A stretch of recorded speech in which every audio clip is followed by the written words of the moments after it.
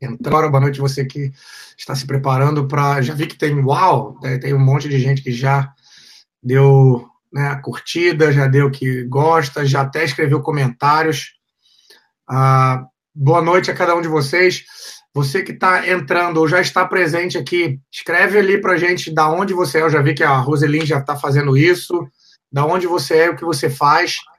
Escreve para a gente, por favor, para a gente ir acompanhando.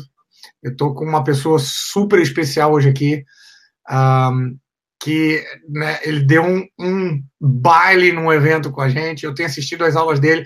Eu estava até aproveitando aqui aqueles minutos que eu tenho a mais para poder falar com ele sobre, parabenizá-lo pelos ensinamentos que ele está dando, né, no Brasil inteiro, e principalmente o que ele vai fazer hoje aqui com a gente, que vai ser sensacional.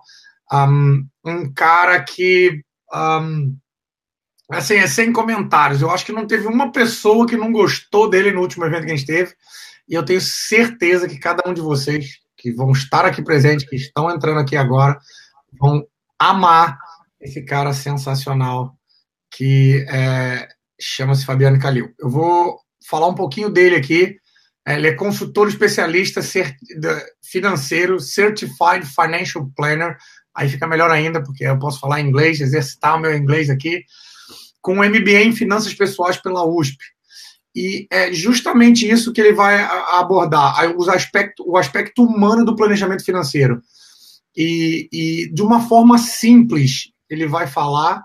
E eu gostaria que, eu sei que cada um de vocês, obrigado, boa noite, Vivi, boa noite, Heloísa, Estela, todo mundo que está entrando, Roger, e eu gostaria que vocês participassem, porque é muito difícil pegar esse homem, trazer ele aqui, botar ele preso aqui com a gente na tela.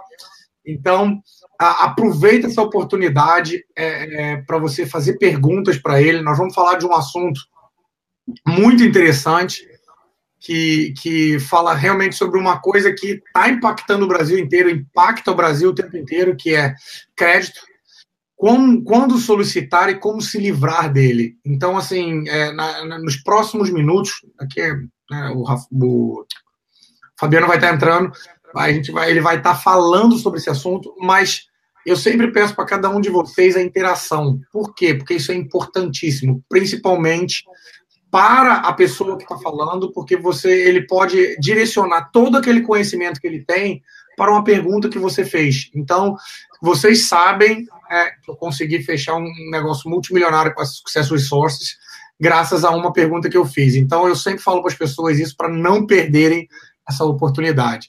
E eu estou com esse cara aqui sensacional. Obrigado, Fabiano, pela sua presença, pelo seu tempo. Eu tenho certeza que você está fazendo com todo o prazer do mundo de estar aqui nos ajudando a divulgar para todas as pessoas que estão ao vivo agora e que estarão em breve entrando, porque às vezes no Brasil tem um atraso, né? Isso daí. Seja bem-vindo a todo mundo que está aqui presente. Se tiver alguma pergunta, eu vou deixar para o final para poder... Aí eu te faço a pergunta, a gente vai acompanhar aqui, tanto eu quanto o Leonan. E seja bem-vindo e obrigado pelo seu tempo que você vai estar fazendo por todas essas pessoas que nos seguem aqui. Um prazer. Obrigado, Leandro, pela introdução ali. Bom, obrigado a todos que estão participando, que estão nos acompanhando. Vou trazer um pouco de um contexto aqui para vocês do que a gente vive hoje no Brasil, né? A gente vive num cenário tão particular e tão interessante. Enfim, a gente está numa cena política interessante, num ano que é riquíssimo para a gente falar sobre endividamento, né? Endividamento que a gente percebe desde o nosso governo. A gente está passando por um período de crise aqui no Brasil, que tem trazido para nós, famílias, nós, governo, nós, empresas, desafios grandes nesses últimos 3, 4 anos. Como é que a gente vai e consegue atravessar isso de alguma maneira? E o foco que eu vou dar aqui é o foco das famílias, nós, né? Como é que nós, brasileiros, temos convivido com o advento do crédito desde que ele surgiu aqui mais fortemente, há alguns poucos anos, e como é que a gente tem atravessado e aprendido com tudo isso. A gente tem uma cena interessante, né, e dolorida ao mesmo tempo. Os últimos números mostram que 60% das famílias brasileiras estão endividadas. Endividada significa que as pessoas estão tomadas em crédito e comprometem, numa média, aí, entre 30% e 40% do seu orçamento com dívidas, ou seja, alguma coisa já do passado, que já foi, e que ela está comprometida e por algum tempo, por bastante tempo ainda, né? Mas eu queria qualificar um pouco isso para vocês, para a gente pensar, e essa é a provocação do tema, né? O quanto que a gente tem créditos que são interessantes e créditos que talvez sejam mais complexos e difíceis da gente administrar, aqueles que a gente se atrapalha. E aqui que as contribuições de vocês vão ser ricas também, vou trazendo alguns casos para a gente ilustrar. Então, como economista, conto para vocês que aprendi a cuidar das contas do governo e também das empresas, mas não das famílias. Foi nessa busca que eu fui descobrindo como é que a gente gerencia finanças pessoais e planejamento financeiro de famílias para ajudá-las que sim, que a partir delas e a partir da vivência delas a gente consiga entender como é que uma família se endivida, por que ela se endivida, como é que ela toma crédito e como é que esse crédito vira uma dívida, que são coisas diferentes, a gente vai falar aqui nesses minutos. Tomar crédito é bom, tomar crédito é bacana, mas o crédito que a gente menos toma nem consta nas estatísticas aqui, quando a gente olha o que os brasileiros nós fazemos.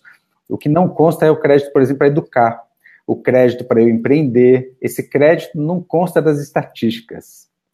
Mais de 70% do crédito tomado hoje está no cartão de crédito, no cheque especial, no consignado, no financiamento do carro.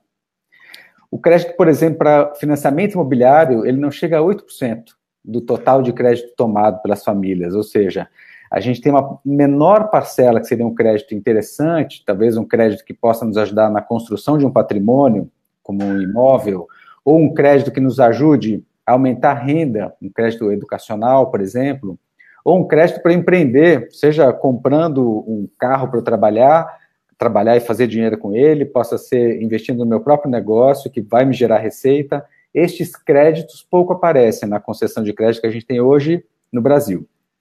E por quê, né? Por que a gente faz isso? E vamos pensar agora um pouco desse crédito que a gente toma e que se atrapalha um pouco, e a gente coloca muita culpa nele e um pouco na gente, né? Vamos lembrar que quem toma o crédito somos nós. Então, por que nós tomamos esses créditos que muitas vezes nos atrapalham aqui? Por uma urgência, por uma necessidade pontual, por um desejo que eu quero fazer e não tenho condições naquele momento. O crédito pode ser uma antecipação de sonhos, que é muito bacana. Mas aí a gente tem que tomar muito cuidado para esse crédito não virar uma bola de neve quando eu pego um crédito que ele é para curtíssimo prazo, como um cheque especial, por exemplo, e passo 2 meses com ele. Aí ele tende a virar um problema.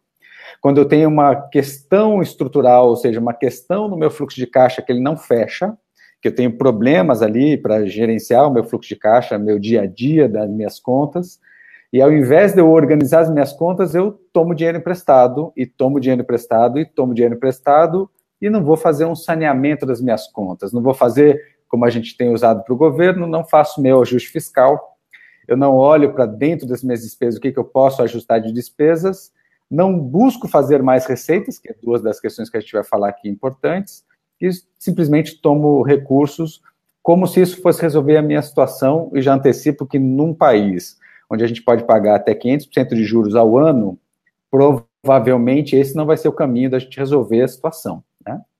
Mas eu vou colocar como é que eu vejo que o endividamento e o crédito podem somar com cada um de nós, né? Então, primeiro eu queria falar para aquele que não tem crédito tomado e que tem aversão ao crédito. Eu queria que você entendesse que muitas vezes usar o crédito é uma estratégia inteligente, né? Vamos pensar que hoje a gente está no menor juros que a gente já teve no Brasil. Vamos supor um caso atendido semana passada que a pessoa tinha uma pergunta seguinte: eu tenho recursos para comprar meu imóvel próprio e queria saber se eu compro ele à vista, zerando minhas reservas, tem lá seus filhos, família para cuidar, ele é a única pessoa que gera recurso naquela casa, ou se ele toma um financiamento e vai pagando, dá uma entrada numa parcela daquilo ali, e vai pagando ao longo dos anos. Para aquela família, e para qualquer família, abrir mão de toda a sua reserva significa começar uma angústia. Porque quem acostumou a ter uma reserva financeira, abrir mão dela toda, ficar zerado, de repente, de um dia para o outro, é angustiante. E o tempo para a gente construir uma reserva não é tão rápido assim, né? E se essa pessoa conseguiu, de fato, construir uma reserva, é porque ela tem uma capacidade de poupar, logo ela tem uma capacidade de pagamento desse financiamento. Então, uma pessoa que vai tomar crédito, a primeira vigília que ela tem que ter é se ela é capaz de pagar aquilo que ela vai tomar. Então, eu consigo dar conta daquelas parcelas? Consigo. Eu tenho dinheiro para dar entrada naquele imóvel, por exemplo? Tenho. É importante eu manter uma reserva, porque eu sou a única pessoa que faz dinheiro naquela casa? Sim. Bom, então, nesse caso, por que não tomar crédito? Qual a questão do crédito? Vou usar aqui o crédito imobiliário, que é um crédito de longo prazo, num país que a gente tem taxas mais baixas, mas ainda a gente está entre as taxas mais altas do mundo.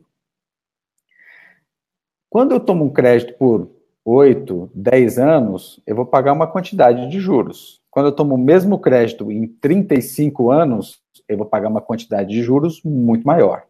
Então, se a minha parcela em 35 ou em 12, 10 anos, ela não é tão diferente assim, cabe no meu bolso, fica a primeira sugestão aqui que a gente tome crédito e pague o mais rápido possível. Ou seja, eu vou usar o meu fluxo de caixa, vou usar a minha capacidade de pagamento, mas eu não vou me endividar tanto, eu não vou pagar tantos juros assim no tempo, mas ao mesmo tempo eu mantive minha reserva, né?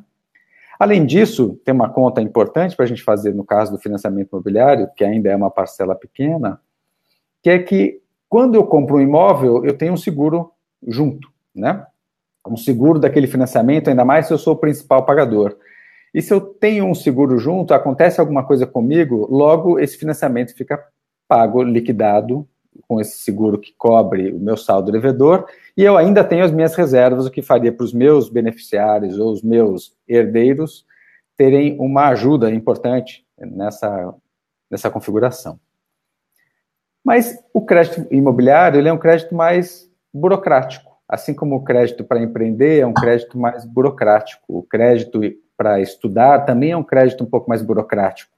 Burocrático significa que ele exige coisas, ele faz uma série de perguntas, porque ele tem um custo mais baixo e ele tem um prazo mais longo. Por ter ou uma ajuda do governo ou uma concessão mais barata de dinheiro, eles precisam fazer exigências maiores para nós. Por isso, também faz com que eles tenham um custo menor. Mas esses são os que mais nos ajudam, seja para construir patrimônio, seja para alguma outra razão. Gerar receita, por exemplo, como eu anunciava. Agora, quando eu vou tomar um crédito sozinho no caixa eletrônico, eu gosto de dar esse exemplo, porque eu não preciso falar com ninguém, eu simplesmente vou lá, dou 2 cliques no internet banking do meu celular ou no caixa eletrônico e magicamente aparece um dinheiro na minha conta. Este dinheiro, raras vezes eu faço aquela primeira conta que eu fazia agora com financiamento imobiliário, né, que geralmente a gente divide essa ideia com alguém, se eu sou capaz de pagar aquelas parcelas. Eu tenho uma necessidade, eu tomo os X dinheiros que eu preciso, mas eu não olho para o dia seguinte se eu vou ser capaz de pagar ou não. E aqui está a primeira cilada que a gente entra quando a gente toma esse tipo de dinheiro, né? A gente, geralmente, as pessoas se atrapalham com o crédito e ele vira endividamento quando eu tenho pouca consciência na tomada de crédito. O que é pouca consciência na tomada de crédito? Eu vou lá, pego um dinheiro, sem muito saber para que eu vou pegar esse dinheiro e sem saber se eu sou capaz de pagar.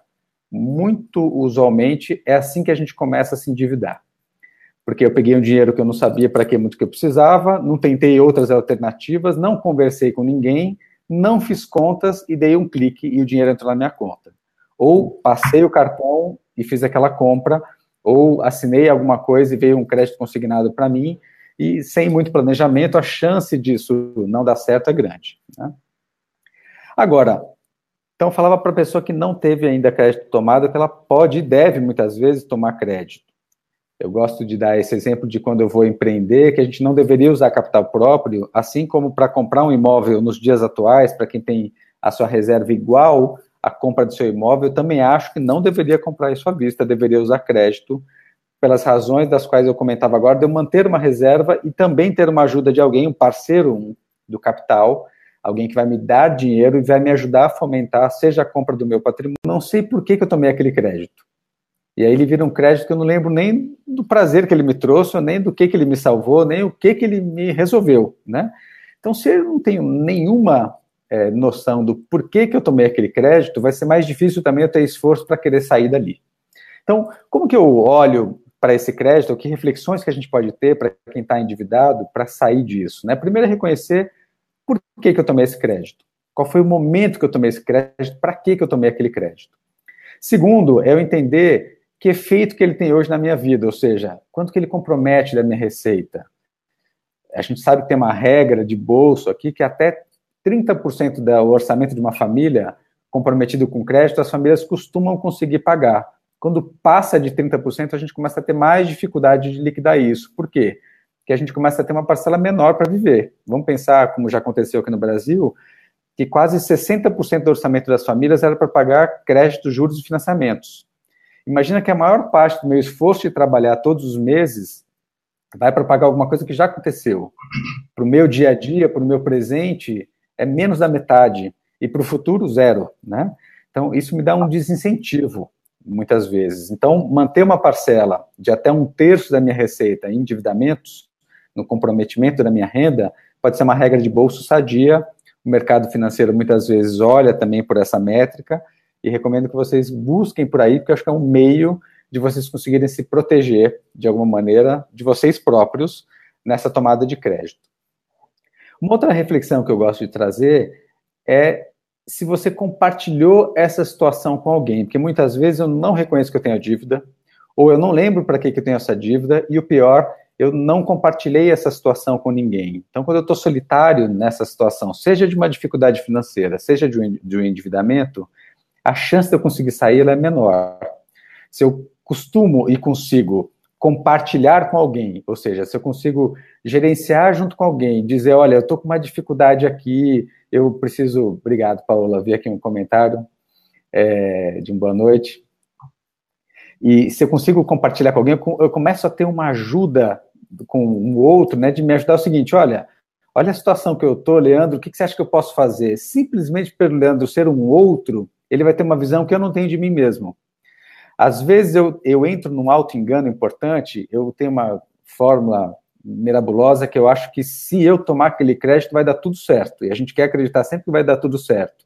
Mas ao compartilhar o meu plano com o Leandro, ele pode fazer 2, 3 perguntas que eu falo assim, poxa, eu não tinha pensado nisso. E simplesmente por ter um outro interlocutor comigo, eu passo a ter uma reflexão que sozinho a gente não consegue ter. A gente precisa de um outro para isso. Pode ser um outro íntimo, um sócio afetivo, pode ser uma pessoa em quem eu confie, o Leandro que está aqui na minha frente, pode ser um amigo, pode ser uma pessoa mais velha, pode ser um chefe muitas vezes, uma pessoa, um professor, alguém que eu tenha como referência e que eu confie, um sogro, o pai, não importa quem for, um outro, né? E a gente pode servir como um outro para outras pessoas também. Quando a gente encontra aquela pessoa numa situação que está angustiada, a gente entender o que acontece e ajudá-la, não dando dinheiro, não dizendo pega, não é uma dica técnica que eu estou falando aqui, porque quem faz isso somos nós, talvez planejadores financeiros, mas o fato de eu compartilhar com alguém já vai abrir meus olhos se eu devo ou não dar aquele clique para colocar aquele dinheiro na minha conta, se eu sou de fato capaz de tomar aquilo ou não, e se eu estou caindo no auto-engano ou não. E a terceira questão que eu queria colocar é para quem está de fato já bastante endividado, só para a gente fazer essa primeira introdução. Quando a pessoa já está bastante endividada, e vamos lembrar que a maioria de nós brasileiros estamos endividados e comprometendo a maior parte das nossas receitas com dívidas, já há 4 anos, como é que a gente pode sair dali, né? A primeira forma que eu consigo e gosto de comentar é que cortar despesas, vamos lembrar do que a gente teve naquela foto, né? Vamos supor que as despesas dessa família somem menos de metade do orçamento dela. Cortar despesas não vai fazer uma grande solução. Negociar as dívidas, dependendo da situação que tiver, nem sempre é viável. Mas fazer dinheiro, todo mundo é capaz de fazer mais dinheiro. Ter mais fontes de entrada de dinheiro é um jeito muito interessante que faz com que a pessoa saia dessa situação muito mais rápido. E eu faço 2 sugestões conjuntas aqui. Que eu converse com a família e que eu, junto com isso, gere mais receita. Ou seja, se eu compartilho com a família o que está acontecendo, explicito a minha situação, olho para o tamanho da minha dívida, chamo a minha família junto e compartilho o que está acontecendo. E compartilho no sentido de explicitar e falar, olha, estamos nessa situação. E explico para ela que uma alternativa que eu descobri no webinar, que é fazer mais dinheiro e peço ideias para a minha família, Eu vou lembrar de coisas que eu não sei que eu sei fazer, que eu não lembrava que eu sabia fazer. Alguém mais do meu membro familiar pode dizer, olha, eu posso ajudar nisso, eu posso fazer um bolo e vender, eu posso cortar cabelo, X. Cada um vai ter suas dicas e sugestões, e cada família tem suas particularidades e talentos, todas têm. Não conheço nenhuma família que não tenha múltiplos talentos e que não possa vender isso de alguma maneira. A gente precisa sair desse estereótipo de que, bom, não posso fazer nada, isso é uma figura passiva nossa, brasileiros, que a gente precisa mudar e a gente está mudando, e quem já participa aqui, eu já percebi que tem um tom diferente, usem isso em favor de vocês, ou seja, vão buscar novas fontes, os bicos, os trabalhos extras, as aulas, não importa o que, lembra que é muito mais sadio e gostoso fazer dinheiro do que cortar despesas ou tentar uma negociação num lugar que você já está refém muitas vezes, né? Fazendo mais dinheiro, tendo a família junto com você, a chance de vocês saírem dessa cena, desse fator, vai ser incrível, muito fácil, né? Muito mais fácil e muito mais rápido, e vai servir de aprendizado para todo o grupo familiar. Então, quando vem que vocês tiveram uma cena, obrigado, Ítalo, que tiveram uma cena como essa, uma cena de endividamento, mas que a família junto conseguiu sair, duas efetivos aprendizados aparecem aqui. A primeira é que a família vê que endividamento acontece, é parte, e não é um monstro tão grande assim. A segunda é que a família se percebe empoderada e capaz de sair, mesmo de uma situação complicada, que traz muitas vezes vergonha para as famílias, e consegue virar o jogo. Isso junta a família, empodera a família, une, e ajuda a ver que crédito é importante, mas tem que tomar com cautela, e dá para sair dessa dívida. E quando aprendem a sair da dívida e conseguem fazer mais dinheiro, findada a dívida, o que essas famílias costumam fazer? Mais dinheiro, novos empreendimentos, muitos criam um empreendimento a partir dali, descobrem outras vocações e não precisa parar de fazer dinheiro quando acabam as dívidas. Pode usar esse dinheiro extra para outras coisas, realizações dessa própria família, realizações desse casal, dessa pessoa que saiu dali. Então, saber-se capaz de fazer mais, saber-se capaz de tomar um próximo crédito mais consciente e não criar ojeriza ele, faz com que essas famílias ganhem, né, uma maturidade financeira, isso é um ponto muito importante, ganhem autonomia e empoderamento para que nos próximos passos, novas cenas dessa vida, elas possam olhar para isso de um modo diferente. Ô, Fabiano, diga lá. Deixa eu te fazer uma pergunta aqui. Você está falando, né, você falou uma coisa muito interessante que foi fale com uma pessoa, uma segunda pessoa, no caso, um terceiro, né, sobre esse seu pensamento de pegar um empréstimo. Mas ao longo do tempo, né, que eu venho fazendo esses treinamentos e vendo muitos dos clientes que a gente tem, eu vejo que assim, muitos têm a dificuldade de dar o primeiro passo, de realmente de falar com essa primeira pessoa. Elas ficam, eu não sei se a palavra seria introvertida, mas fechada, no caso, e acaba assim, mas se eu falar, eu vou ter que estar contando que eu estou precisando de dinheiro e o que vão pensar de mim. Você teria alguma dica que você poderia dar porque a segunda parte da dica sua foi um espetáculo de sentar com a família e falar e fazer como um time, de se unirem para poder sair disso. Mas um passo antes, assim, o que você poderia dizer para todos que estão vendo aqui agora para dar esse primeiro passo? Se ele estiver sentindo, ele ou ela estiver sentindo que, mas com quem que eu falo? Eu sei que você falou com cunhado, cunhada, com amigo, com amiga, com inimigo, se for o caso, mas e se ela ainda tiver aquela barreira prendendo, o que você poderia dizer de uma dica para a pessoa? Bacana. Falar? Eu vou dar um primeiro fórum bem interessante. A gente tem e aí eu vou fazer uma propaganda aqui, né? A gente tem uma clínica financeira que a gente presta atendimentos sigilosos, confidenciais, uma vez por mês, gratuitos, que podem ser feitos por Skype, presencialmente aqui em São Paulo, que é um fórum onde você pode usar desse mesmo interlocutor, esse mesmo terceiro, né, que é um planejador financeiro, um orientador financeiro, que você vai ter um ambiente de confidencialidade como a gente tem num psicólogo ou no médico. Então, essa profissão existe, né, e esse fórum existe, gratuito, inclusive, A gente compartilha depois o link aqui com vocês. E eu acho que se a gente coloca essa perspectiva, então a gente já deixa de ter desculpas, né, Leandro? Eu acho que esse é o ponto importante. Assim, se eu não tenho pelo menos um amigo em quem eu possa confiar de fato, para dizer de uma angústia que eu já preciso primeiro rever os meus laços sociais, eu diria assim, né? Porque se eu não conseguir ter uma pessoa de fato em quem eu confie, mas eu entendo que isso é difícil, e não é só porque eu não tenho em quem eu confie, é porque muitas vezes a gente tem um auto-julgamento, e é difícil, né, Leandro? A gente olha no espelho, a gente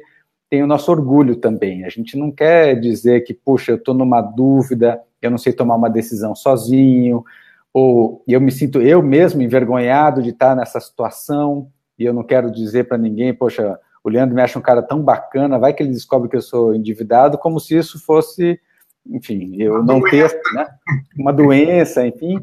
Isso, eu queria dizer para todos que isso é só porque é alguma coisa muito nova aqui, né? Prazer, Edmar, bom te rever aí, então, né? Você já esteve na Expo Money outras vezes, muito bom te rever, obrigado por participar.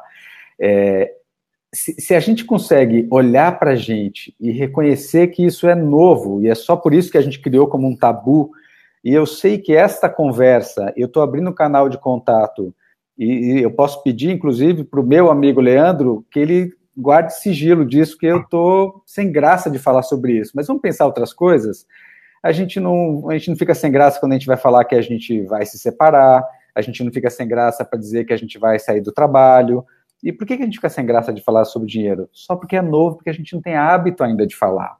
A gente vai ganhar esse hábito com o tempo, mas vamos começar a usar os nossos laços aqui de confiança para isso, ou que a gente busque um fórum confidencial. Por sorte, já existimos planejadores financeiros aqui, para que a gente possa, então, ganhar uma outra qualidade, né? Ou seja, que é essa outra qualidade? Eu não tenho esse vínculo, ou não estou me sentindo confortável ainda nesse sentido, que eu busque um profissional que faz isso, né? Então, se a gente tem desde um profissional gratuito, até outros profissionais que eu posso remunerar, e que eu possa, então, prestar um atendimento, receber um atendimento de uma maneira confidencial, que ninguém vai saber, tá aí um primeiro passo. Mas, de novo, né, volto à provocação do Leandro, que ela é bem interessante, que eu posso olhar no espelho e primeiro me reconhecer nessa escolha, e que se eu estou endividado ou não sou endividado, não é um carimbo, é uma situação. Eu posso estar investidor hoje, posso não estar investidor amanhã, eu posso estar empreendedor hoje, posso não estar amanhã, eu posso estar casado hoje, não estar amanhã, e a gente sabe que a vida é transitória, né? E ela é, enfim, finita, transitória, a gente não tem nenhuma verdade dessas.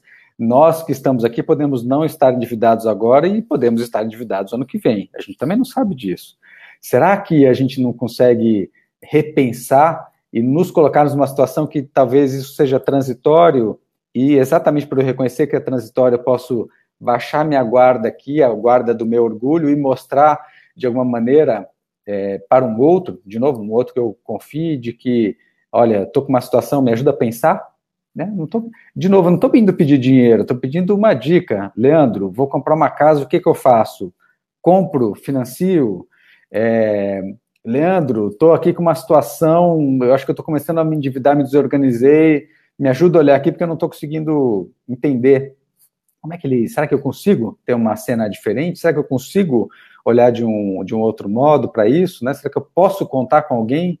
E qual que é a sensação que a gente tem quando a gente consegue contar com alguém, que é uma sensação tão boa, né? É um privilégio a gente poder contar com alguém, seja com uma sociedade afetiva, seja com um amigo, enfim, é tão libertador, né? Saber que a gente tem alguém que a gente não está sozinho, enfim, a gente faz isso desde as nossas buscas espirituais, religiosas, todas, né? Quando a gente sabe que a gente está numa adversidade de uma doença, que a gente sabe que a gente não está só, que a gente pode contar com mais alguém, esse solidário que a gente já teve em algum momento e que a gente perdeu um pouco com a questão da individualidade, essa individualidade não nos deixou solitários, né? A gente tem que tomar um pouco de cuidado com isso. Mas, enfim, filosofei muito, não sei se eu respondi a sua pergunta, Leandro, não, mas sem dúvida. Bom gancho. Sem dúvida, muito boa. Porque você, né, você falou desse assunto, eu falei, cara, eu vou perguntar porque é uma das coisas que mais bloqueia as pessoas, é o primeiro passo.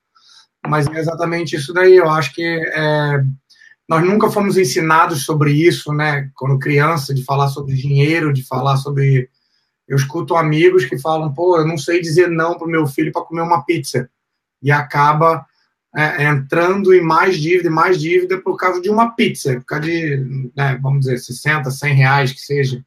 E simplesmente fizesse uma segunda parte que você falou, que era junta a família, conversa entre a família e todo mundo trabalha em prol de reestruturar a família, isso faria completamente a diferença na vida das pessoas, né?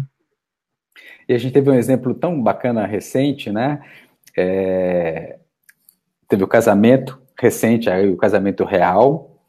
Eu fiquei sabendo por uma amiga hoje, não acompanhei o casamento, não sei dos nomes para comentar aqui, mas uma das duquesas usou um vestido pela 4ª vez. Isso foi um tema, né? Ela não é que ela não tenha condições de comprar um vestido, mas exatamente como um bom europeu, mostrando que, sabendo que era um evento que seria televisionado por o mundo inteiro, ela usou pela 4ª vez no casamento do cunhado, né? Um casamento que ela usou pela primeira vez lá no batizado da sua filha e usou agora pela 4ª vez, mostrando que o que é consumo para essas pessoas, né? O que é importante.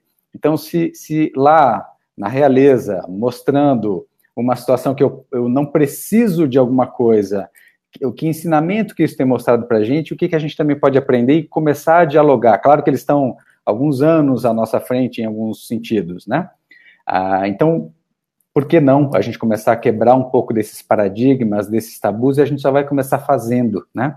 Nós adultos aprendemos fazendo. Então, aquele primeiro chá que eu vou convidar o Leandro para contar de alguma coisa que não seja só legal, né? Porque se eu sou uma pessoa que só tem coisas legais para falar, o Leandro devia desconfiar de mim, né? Porque, como seres humanos, nós estamos aqui para aprender. Então, se a gente não está errando, a gente não está aproveitando essa passagem, né? Por aqui. Então, que a gente possa trocar também, a gente gosta de falar dos gols, a gente não gosta de falar enfim, das nossas faltas, né? Mas eu acho que a gente aprende tanto quando a gente consegue falar que a gente não é super potente, que a gente teve nossos tropeços, e quanto que a gente aprende com eles, né? E que eu não sou um tropeço, eu tive um tropeço, né? Sem dúvida, eu falo assim, os erros que eu cometi, eu não cometo novamente, mas eu aprendi muito com eles. Uhum. Alguns deles me custaram até muito caro, esse aprendizado, vamos dizer assim. E eu posso ter um amigo ao meu lado, né? Porque se eu não compartilhei com ninguém, eu posso simplesmente repetir. Se eu compartilhei, o Leandro pode falar assim, Fabiano, olha aí de novo o que você está fazendo. Fala, puxa, eu não tinha percebido. Lembra que nós não somos os melhores visores para nós mesmos, né? Lembra que o outro, exatamente por ser o terceiro, ele está de fora e ele tem o privilégio de ver o que a gente não enxerga. Então, que a gente use melhor, né? Esse nosso espelho, farol. Seria mais um trabalho com nós mesmos, né, do que com a própria situação, né, em primeiro lugar, né, Fabiano? Assim, de realmente, né, estar disposto a falar para um amigo, falar para uma pessoa, e todos têm um amigo, um conhecido, alguém que poderia falar. Essa desculpa não daria para ser, né? Eu não tenho com quem falar. Venha para a clínica. Se não tiver, venha para a clínica. Estamos aqui prontos para isso, né? Mas a gente sempre tem, né? E se a gente às vezes não tem, não é nem que a gente não tem, a gente tem, né, Leandro? Você bem colocou, é que às vezes a gente não aceita isso na gente, né? Então é a diferença da dívida e do endividado. A dívida é fácil, contas a gente resolve de algum jeito. Agora, endividado é como eu me sinto, né? E aí não consigo mudar como eu me sinto. Se eu me sinto endividado, devendo, enfim, gosto de contar isso que se dentro das famílias, quando as famílias se emprestam dinheiro, é aquele que deve que deixa de ir aos almoços de domingo. Não é o credor, não é quem vai receber, não é quem emprestou que deixa de ir ao almoço, é quem está devendo. É ele que some, que desaparece, né? É ele que fica com vergonha. E é difícil a gente assumir, né? Assim, olha, eu fiz uma outra escolha, ao invés de te pagar, Leandro, eu troquei de carro, né? E como é que você vai se sentir com isso? E assim por diante, né? Mas, Calil, Fabiano, tem até uma pergunta ali, ó. Calil, não é possível também controlar despesas pelo controle dos desejos, que hoje se confundem com necessidades? Uma pergunta muito boa do Rafael Sanches. Grande professor Rafael, grande pessoa. Rafael, com certeza, acho que o Rafael faz um trabalho muito, muito bacana com o público 60 mais e não só. E eu acho que sim, Rafael, acho que a gente controlar os nossos desejos, e eu acho que o Rafael toca num ponto bem interessante, né? Como é que eu posso, claro, eu posso controlar ali por meio do meu orçamento, eu posso fazer novos dinheiros, enfim, ou tomar dinheiro emprestado, mas eu também tenho uma outra alternativa que é olhar para os meus desejos e ser capaz de dizer não para mim mesmo, né? Assim como a gente falava agora de eu dizer sim para mim, sim, eu vou conversar com o Leandro a respeito, eu posso também olhar e falar o seguinte, bom, eu desejo, eu quero, e hoje eu já sou capaz de ter algumas renúncias em nome de outras coisas, né? E para isso eu preciso colocar os meus desejos em pauta. Que quanto menos eu falo dos meus desejos, mais viscerais eles ficam. Quanto mais eu compartilho os meus desejos, mais eu consigo colocar ele no tempo, trazer racionalidade para ele. Posso dizer para o Leandro que as 20 viagens que eu tenho vontade de fazer, ele pode falar, legal, mas não precisa fazer tudo nesse ano, né? Ainda mais porque a gente já está perto do segundo semestre. E qual que você quer mais fazer, por que você quer mais fazer aquela, como é que a gente organiza, ou seja, eu consigo ou dizer não, ou planejar, lembrando que eu não quero só viajar, eu quero fazer outras coisas também, né? Acho que a questão do Rafael é interessante. Você está falando esse negócio de viagem, né, Fabiano? Você acha que é uma coisa cultural do brasileiro ter essa urgência de fazer tudo? Porque, por exemplo, aqui na Europa o pessoal tem um costume de planejar o holiday, planejar as viagens, né? Uhum. Fazer uma viagem para estar. Às vezes planeja 2, 3 viagens antecipadas já. Você acha que isso é uma coisa da nossa cultura do Brasil, da forma como o governo lida, existem influências externas ou é só cultural mesmo das pessoas? Eu acho que tem os dois, Leandro. A gente teve uma cultura de imediatismo aqui no Brasil, né, de comprar rápido, de querer realizar rápido, enfim. Curiosamente, a gente não tem cenário para isso, né? A gente não teve um evento grotesco, grave, como o inverno, como guerras, enfim, que nos fizesse ter essa urgência. Acho que esse é o ponto importante, que o nosso cenário não oferece isso, mas por alguma razão a gente aprendeu a sair correndo para comprar. E acho que a hiperinflação foi uma má escola para a gente nesse sentido, né? Que acelerou a questão do consumo. Ao mesmo tempo, a gente teve logo depois o advento do crescimento de renda e acesso a crédito aqui ao mesmo tempo, que fez com que a gente importasse um pouco o modelo mais norte-americano do que europeu, que é um modelo mais... A gente pegou um pedaço só ruim do modelo norte-americano, que ele não é de todo assim. A gente pegou um pedaço dele que é do consumismo, e a gente pegou zero do oriental, ou mesmo do europeu, do planejar, né? Então, a gente não consegue olhar para o tempo e fazer um planejamento e conseguir pensar que a gente não vai... E curioso, né? Falar que a gente não vai morrer amanhã, mas se a gente olhar para os nossos bisavós, eles morriam muito cedo, de fato. Então, se eles não fizessem, isso ainda está muito presente em nós, né? Então, nós somos a primeira geração que provavelmente vai viver mais do que 100 anos. Os filhos vão viver 130. Então, a gente agora precisa... Nós somos a primeira geração que vai precisar repensar esse modelo de que, bom, eu vou, talvez, me aposentar aí aos 65, 70, enfim, e ainda vou ter mais 30, 40 anos de correria, né? De vida, de desejos para serem realizados, enfim. Então, eu acho que a gente tem um fator nosso, que todo mundo, todos nós seres humanos, europeus ou latino-americanos, temos todos uma urgência de fazer, que isso somos nós, nosso ser primitivo, e o nosso ser racional, a gente treinou pouco. Acho que o nosso braço fraco aqui no Brasil é que o ser racional e o ser que planeja, enfim, a gente trabalhou pouco. Eu acho que o nosso único exercício aqui é exercitar mais esse nosso braço racional, né, da racionalidade, do planejamento, de lembrar que a gente vai ter o tempo em nosso favor, enfim. Maravilha. A Rosaline Magalhães, ela colocou uma pergunta lá atrás, ainda, tem uns 20 minutos, ela colocou assim: devo pegar um consignado para pagar dívida do cartão de crédito? Ou melhor pagar um juros de 6% por uns 6 meses ou mais? Nesse caso bem particular, Roseli, eu acho que primeiro a gente deve fazer o que eu chamaria de uma fotografia financeira para você entender como é que está a sua foto hoje, tá? Você sabendo como é que está a sua grande fotografia, ou seja, o que entra de dinheiro, o que sai de dinheiro, para você entender o tamanho, o que você tem hoje de patrimônio, o que você tem de soma de endividamento, você vai conseguir, então, saber aqui que momento que você vive, como é que está o seu hoje, né? Aí eu acho que a partir dessa foto compartilhada com seu agente financeiro, ou com seu consultor financeiro antes, ou com um amigo de confiança, tendo essa foto em mãos, não adianta você mudar uma dívida para outra, que é uma solução inteligente sim, uma mais cara para uma mais barata, mas se eu não soubesse o quanto eu sou capaz de pagar, eu não sei o quanto que eu vou negociar de parcela. Então, primeiro você precisa fazer sua foto financeira. Primeiro você precisa saber como é que anda a sua situação financeira hoje, para então você tomar uma decisão de que mudança você vai fazer. Sim, é verdade que mudar um crédito mais caro para mais barato é interessante. Ao mesmo tempo, você tem que tomar cuidado com o quanto você vai ser capaz de pagar para você não ter que daqui a pouco, acontece muito, eu entrar no cheque especial de novo para pagar o consignado, enfim, que eu peguei para pagar o meu cheque especial. E aí isso vai virando uma bola de neve de outro jeito, né? Então, organize-se primeiro nesse sentido, fazendo suas contas, compartilhe com alguém, use a clínica ou alguém para te ajudar nesse caminho, e em seguida você faça essa tomada de decisão. Maravilha, ótimo. Obrigado mais uma vez, Fabiano. Muito bom. Temos outras perguntas? Como é que a gente está com as perguntas ali? Que eu não vi se tem outras, não consegui acompanhar aqui. O Roger colocou... Aqui o Roger falou assim, Fabiano, obrigado pelo ensinamento. Após o FFS, o curso disponibilizado, ao fazer a fotografia financeira, qual seria a porcentagem ideal em ativos, passivos e dívidas?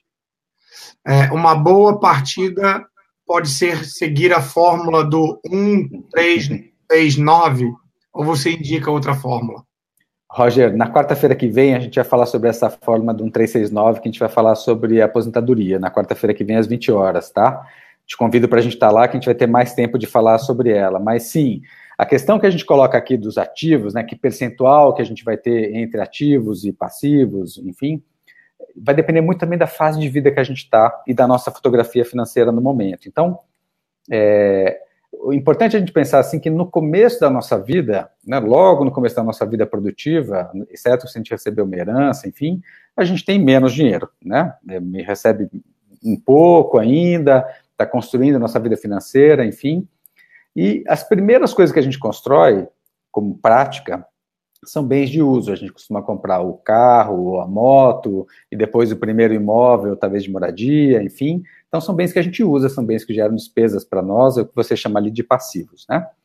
Mas a partir de um certo momento, depende muito de cada carreira, né? Por exemplo, hoje eu estava com uma pessoa da área da saúde, que para ela, da área de saúde, elas começam a fazer dinheiro mais tarde, porque tem aí anos de formação, mais anos de residência, de especialização, enfim, às vezes eles demoram quase 15 anos mais do que um típico profissional a começar a fazer dinheiro. Até eles são despesa praticamente, né? Investimento em formação, enfim. Para essa pessoa, ela começar a formar o patrimônio dela vai ser mais tarde do que para uma outra. Mas eu entendo o que você quer dizer, que qual é a regra, né? Qual que é o percentual que a gente deve ter. Eu tenderia a dizer, vou ser um pouco mais radical aqui, que a gente deveria consumir menos de metade do que a gente ganha. Esse seria o ideal, isso seria o que nos deixaria mais livres financeiramente, né? Mas a gente sabe que nós, como brasileiros, a gente gasta mais do que a gente ganha. Essa é a nossa prática. E a gente sabe que isso é danoso para nós no tempo. Agora, o percentual que eu vou ter em cada tipo de ativo, tanto no longo prazo como no curto prazo, quando a gente fala da fotografia financeira, a gente tem esses dois indicadores, né? O que é esperado que eu tenha na minha idade de renda hoje, e essa fórmula do 1369, que a gente vai falar na semana que vem, que é uma fórmula que pensa quanto que eu deveria ter na minha fase de aposentadoria, no momento em que eu vou me aposentar, o quanto que eu deveria ter acumulado das minhas receitas, né? Essa equação que traz o 1369 que a gente vai falar, acumulado para esta finalidade exclusiva de longo prazo, além de uma reserva de liquidez, de emergência e outras reservas para fazer os nossos planos ali de médio prazo, né? Mas na semana que vem a gente vai falar com mais calma sobre isso. Mas te agradeço a pergunta. Fabiano, a Paty está perguntando se o encontro será aqui mesmo. Sim, será aqui mesmo, né? No nosso Facebook Live. Isso aí.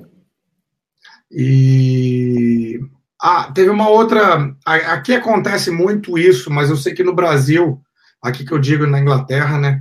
Mas eu sei que no Brasil também tem disso. O banco começa a te ligar oferecendo empréstimo. Uhum. E a pessoa acaba pegando um empréstimo sem estar precisando dele. O que você diria para isso? Assim, nunca se deva pegar esse empréstimo, porque aqui é um pouco diferente. A taxa de juros aqui chega a ser ridícula comparada no Brasil. Uhum. Então, a gente fala aqui entre os empresários, se o banco te oferece empréstimo, pega, investe o dinheiro que você vai ter retorno absurdo. Mas já no Brasil, né, eu sei que existe a pressão dos gerentes de bancos quererem emprestar dinheiro, e se você tem um crédito bom, ele acaba te oferecendo isso. O que você diria para essa pessoa que o gerente está ligando, insistindo para pegar um empréstimo no banco? Eu diria para você usar seu mesmo amigo, o Leandro, que eu estou usando como meu exemplo aqui, e compartilhar minha lista de sonhos e desejos primeiro. Perfeito. Então, se eu tenho uma lista de sonhos, desejos e necessidades que eu tenha, o crédito vai ter um lugar para mim, né? Se eu não tenho sonhos e desejos, necessidades claras, escritas, colocadas, enfim, olha, eu preciso arrumar minha cozinha, estou precisando trocar o carro, eu quero muito levar minha família para uma viagem, enfim, eu estou louco para fazer uma pós-graduação. Se eu não tenho isso explícito, o crédito ele não tem uma finalidade. E aí ele pode ser de fato, alguma coisa que eu estou consumindo crédito. Daí o crédito virou consumo. E consumo que eu coloco dinheiro na minha conta, ele sai, eu não sei para onde foi, e isso é muito desgostoso depois, né? É diferente de eu falar o seguinte, eu estou louco para fazer uma viagem, eu quero fazer uma pós-graduação e não tenho condições, enfim, e falo assim, ó, banco, bacana, que bom que eu tenho um crédito, meu plano é este, e eu tenho esta condição de pagar, então eu preciso saber quais são os meus sonhos compartilhados com alguém, desejos, necessidades, e tem que ter minha foto financeira clara, para dizer assim, olha, eu consigo pagar X dinheiros por mês para isso, desde que realize meu plano. Então, usar o crédito para realizar alguma coisa, por que o empresário aí pega o dinheiro? Porque ele sabe o que ele quer fazer, porque ele conhece o negócio dele e ele sabe a capacidade dele de pagamento. Que é isso que eu estou convidando a nós brasileiros termos, né? O que eu quero fazer, quanto que eu sou capaz de pagar, e aí atendo o telefone e falo assim, olha, meu gerente, muito bem-vindo, esse é meu plano, essa é a minha capacidade de pagamento, como é que você pode me ajudar? E aí a gente mudou a conversa, porque simplesmente me sentir prestigiado, eu gosto de dar o exemplo do cartão de crédito, Leandro, olha que interessante. Se me oferecem, eu tomo, porque é bom ter um cartão, se eles estão me oferecendo é porque eles gostam de mim, enfim, e eu pego e tenho 7 cartões de crédito com limite 10 vezes maior do que eu ganho, a chance de eu me embananar com eles é só começar a usar. Então, a gente se sente promovido quando a gente recebe crédito. Isso é legal, é alguém que está nos reconhecendo, que, olha, agora você tem disponível X mil dinheiros, né? Agora, isso sem outros planos e sem a foto clara, aí vira uma pegadinha. Uhum. Sem dúvida.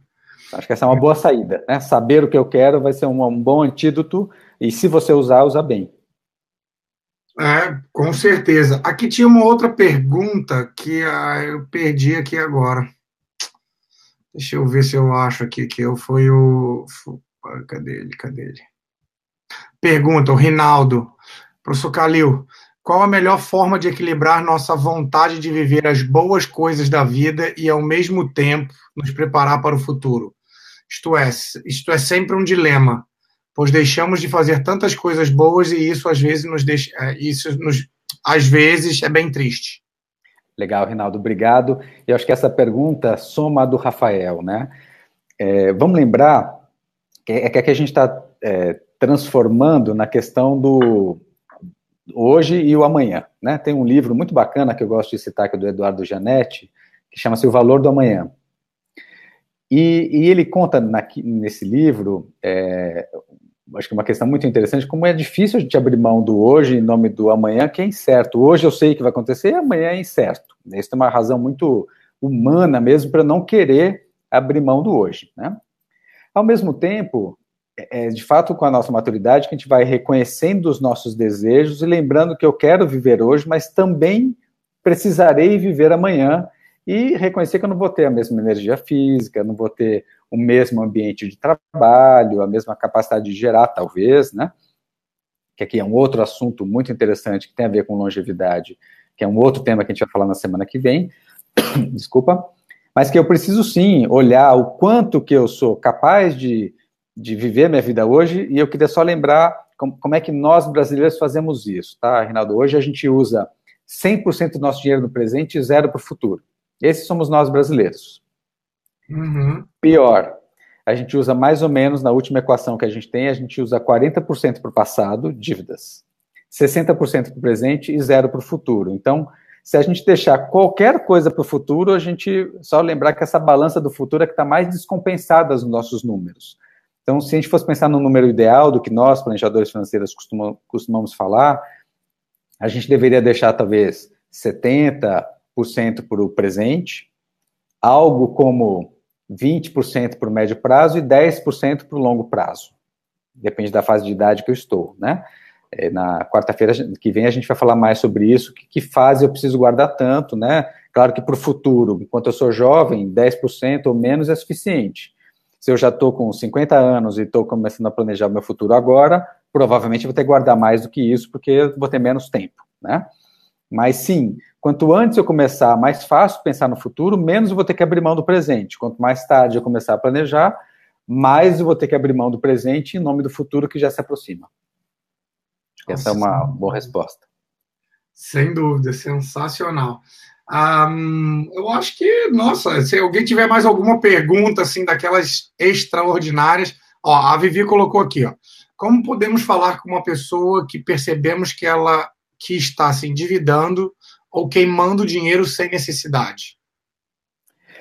Talvez uma das coisas que eu gosto de ver, Viviane, obrigado pela pergunta, é entender que momento que essa pessoa tem vivido hoje, né? Então, se o Leandro me encontra numa fase em que eu estou descontente com o meu trabalho, que minha relação não está bacana, e que eu não estou bem com o meu corpo, enfim, às vezes a ajuda que ele precisa me dar não é com as minhas finanças, né?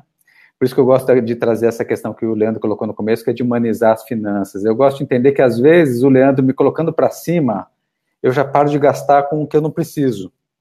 Às vezes, o Leandro me ajudando a falar o seguinte, cara, vamos caminhar de manhã, e ele me ajudar, enfim, trocar a minha bebedeira de todo dia à noite por uma outra coisa, ou ajudar a fazer uma transição de carreira, às vezes isso vai ser muito mais relevante. Vamos lembrar que, geralmente, as finanças são sintomas já. O problema dificilmente está no meu endividamento, no meu comportamento financeiro. Isso já é consequência, né? Muitas vezes eu estou descontente com outras coisas e eu acabo descontando no chocolate, né? Eu desconto no álcool ou alguma coisa parecida, mas não está lá a minha razão, né? Eu vou me endividando por alguma razão, mas a grande razão é essa que a gente precisa descobrir. Então, como que você pode ajudar? Tomando eu gosto de usar um bom café com bolo, né? Ou seja, se puder fazer um bolo junto, melhor ainda, porque é esse tempo de fazer, entender o que está acontecendo. Então, se eu pudesse falar um convite muito generoso, uma grande doação, é você se convidar e levar os ingredientes para fazer um bolo junto, ou convidar para fazer um bolo na sua casa. O tempo de fazer um bolo, de assar um bolo, enfim, as dores vão aparecer e eu tenho certeza que é parte daí que a pessoa vai resolver a sua consequência, que são os endividamentos. Maravilha. Vladimir, desculpa, está um comentário aqui que é mais do que matemática, uma ciência comportamental, e somaria o que o Leandro colocou, humana, inclusive, né? Acho que esse é o ponto. Mas desculpa, Leandro, se eu te cortei.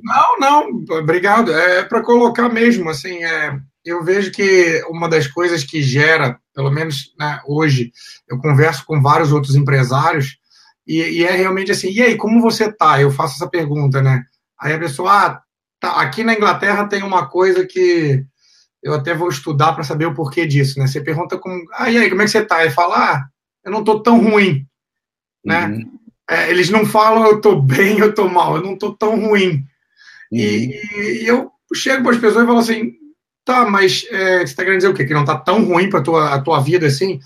Não, tá boa. Então por que você não diz que tá boa? Então, assim, recentemente eu tive um amigo americano vindo e para cá, e a gente se encontrou, e ele estava falando de algumas coisas que ele faz. Ele ajuda as empresas a irem para os Estados Unidos, e que eu acho que isso é bem semelhante ao que acontece com a nossa vida, porque às vezes as pessoas investem num negócio sem fazer um planejamento antes de como vai ser esse negócio. Uhum. Então, eu acho que tudo que você falou aqui foi muito bom, e num ponto assim, Eu adorei a parte que você colocou da fotografia financeira, porque é realmente tirar uma foto do que está acontecendo, né? De você poder ver a real situação e aí sim trabalhar para um futuro. Eu já vi vários dos seus outros vídeos, né? Então só não vou contar aqui, porque senão começa a contar o que você vai falar semana que vem. Mas eu tenho certeza que para todos que acompanharam a gente aqui foi realmente sensacional hoje. Eu vi, ó, tem gente ali falando, amei, é isso mesmo, descontrole financeiro é um reflexo de algum descontrole emocional. O Vladimir está comentando. Então, temos gente de todos os lugares aqui. A Nini, por exemplo, é da Itália e está assistindo, né, ao vivo aqui agora.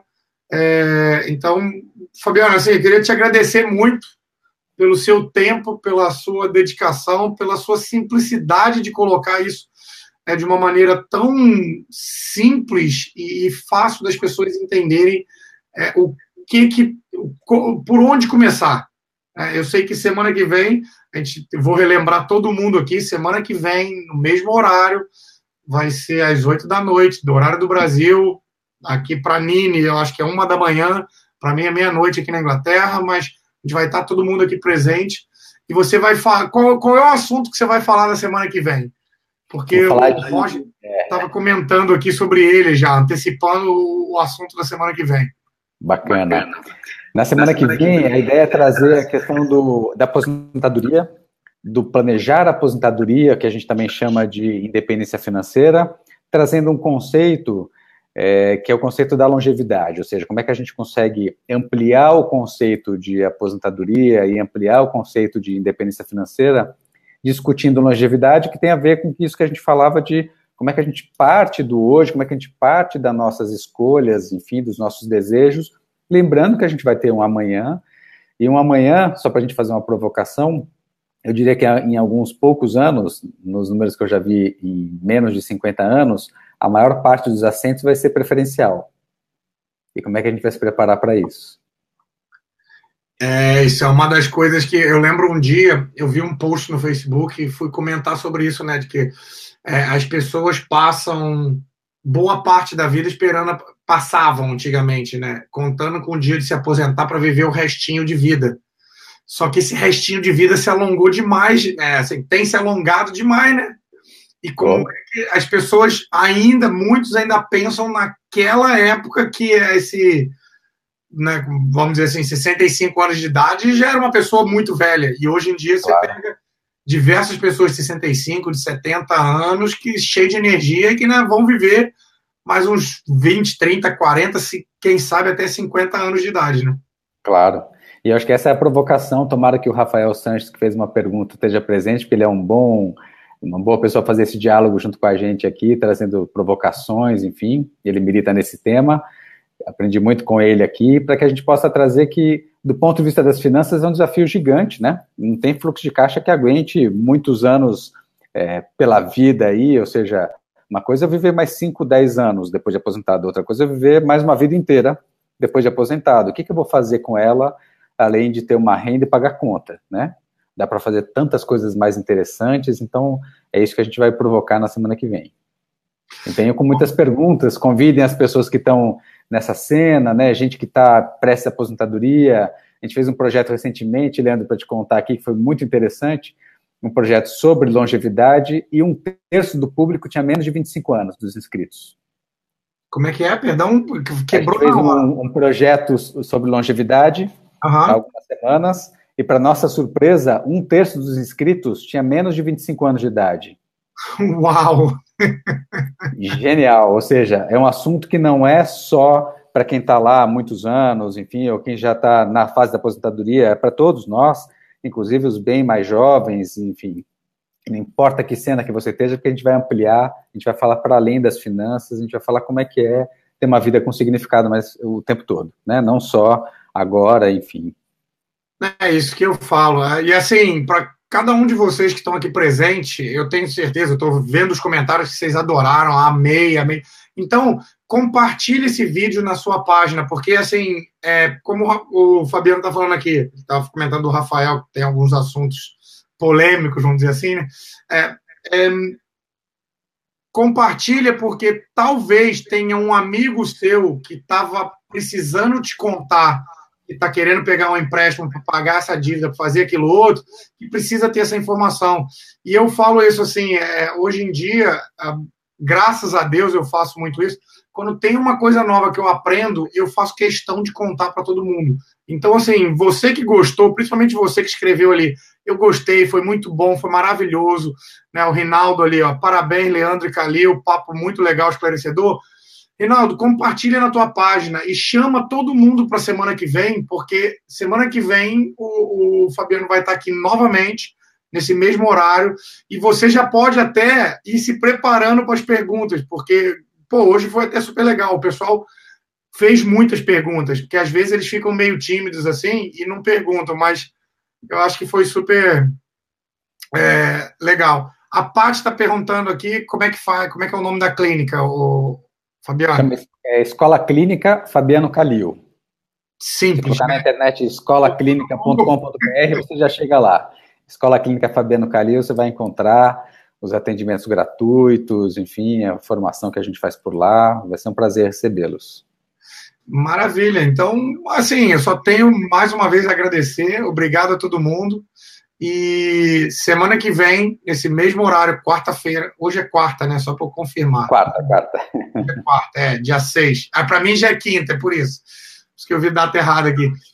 Quarta-feira que vem, dia 13, às 8 horas de Brasília, nós vamos estar novamente aqui com o Fabiano e ele vai falar sobre esse plano. Então, se você conhece alguém que é de 25 anos, menor de 25 anos, mais velho, porque, gente, a galera vai viver até 120, 130 anos. Se você não começou a pensar nisso ainda, eu acho que já é hora, né, Fabiano? Já está sempre na hora, né? Mas quanto antes começar, lembrar que é mais fácil. Maravilha. Então, obrigado pelo seu tempo, obrigado a todos vocês, obrigado, Leonan, pelo suporte aí, e a gente se vê semana que vem. Muito obrigado pelo convite. Até semana que vem. Tchau, tchau. Um abraço, tchau.